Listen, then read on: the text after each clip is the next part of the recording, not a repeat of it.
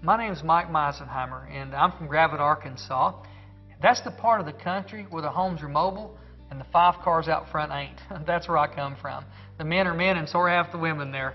But I went to high school there, graduated in 1986, went on to college and got a degree because I thought that's what you had to do to be successful.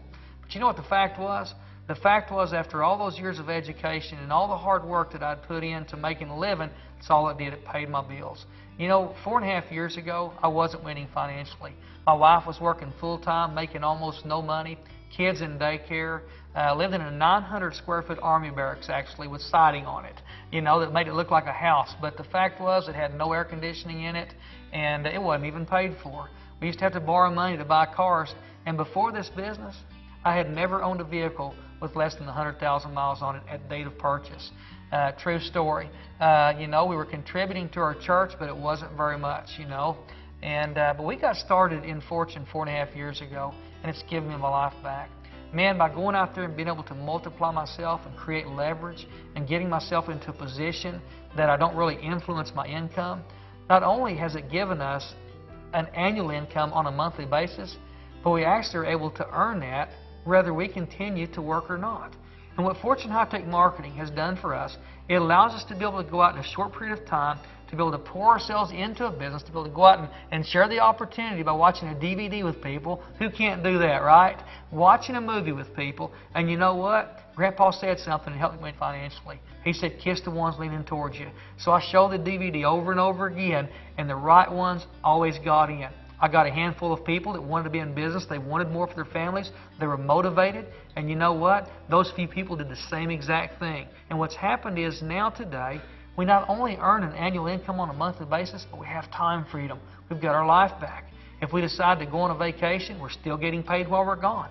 It's an incredible lifestyle. We no longer live where we used to live.